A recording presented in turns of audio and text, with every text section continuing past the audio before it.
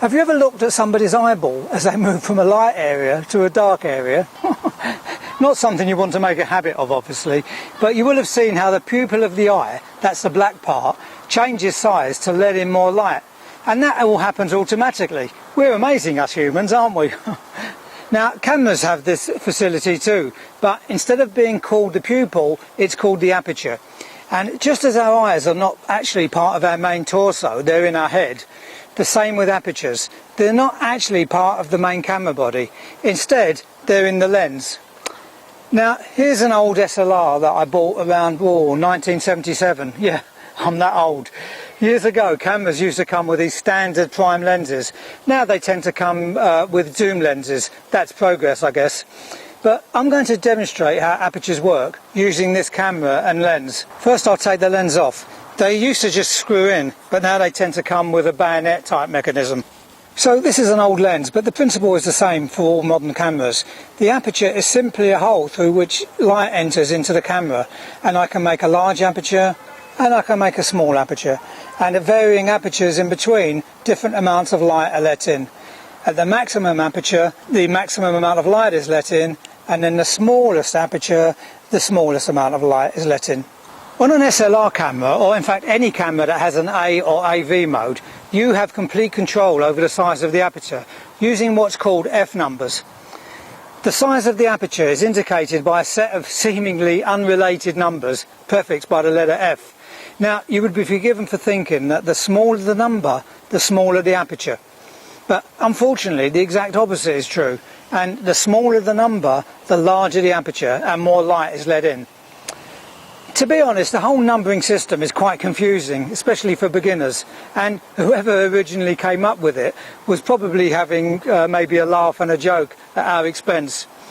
But I think it maybe puts off new people about learning about apertures and how they work. But as you can see in this diagram, the numbers themselves are f2, f2.8, f4, 5.6 and so on. Now, not being a nuclear scientist, I have absolutely no idea why those numbers are set to these values, but they are what they are and we have to live with it. Each number shown here is known as a stop, and each stop lets in twice as much light as the previous smaller one. So, for example, f5.6 lets in twice as much light as f8. But don't get hung up on the fact when I change aperture, I never really consider that it might be letting in half or twice as much light, just that I might be making the picture lighter or darker, or changing the aperture creatively. So when people say go up a stop or down a stop, this is what they mean. But you can also go up or down a stop by changing shutter speed, but this is covered in another lecture. On this older lens, the apertures are actually on the barrel of the lens. This harks back to the days when you had to turn the barrel to change the aperture. Most modern lenses don't actually have the aperture on the lenses anymore, as the aperture is set via the camera. So on this particular lens, that's f2 and that's f22. But what about all the numbers in between f2 and f22? Well, the range of the numbers depends a lot on the type of lens. On kit lenses that come with SLRs like this one, usually zoom lenses, the numbers go from about f3.5 or f4 to about f22. On more expensive lenses like the ones professionals use, and funnily enough on some compact camera lenses, they go from about f2 approximately to about f22. This one here has a maximum aperture of f2.8.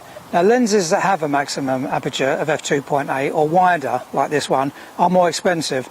They're known as fast lenses, whereas if a lens has a maximum aperture of around f4 or smaller, it's known as a slow lens. As well as controlling the amount of light coming into the camera, the aperture has another primary function. It gives you creative control over what's called the depth of field. That is, how much of the scene is in focus from front to back. Now, although that's a subject for another film, I'll just show you quickly the difference it can make changing the aperture, and it can really change the look of an image. The larger the aperture, that is the smaller numbers. Oops, I messed up here. I should have said the smaller the aperture, that is the larger numbers, the wider the depth of field is, and consequently more of the image will be in focus. Now, there's a complete film on this later on in the course, but for the time being I just want to try a quick experiment. I'll take a couple of pictures alongside these trees using two different apertures, and we'll compare them afterwards. I'll take the first shot at f11, which is quite a small aperture.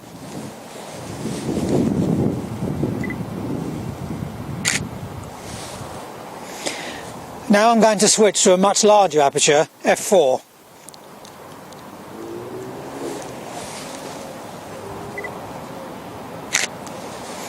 I focused on the first tree. Now, comparing the two images, you'll see that the trees at the far end are way out of focus on the f4 shot, but they're much sharper at f11. I deliberately haven't mentioned the actual method that you use to change the aperture settings, as I didn't want to confuse the issue. To find out how to do that, watch the film on aperture priority elsewhere on this course. One other point of interest is that with all modern DSLRs, the aperture is held open at its widest setting until you actually press the shutter button, and then the camera cleverly closes down the aperture to whatever you set it to.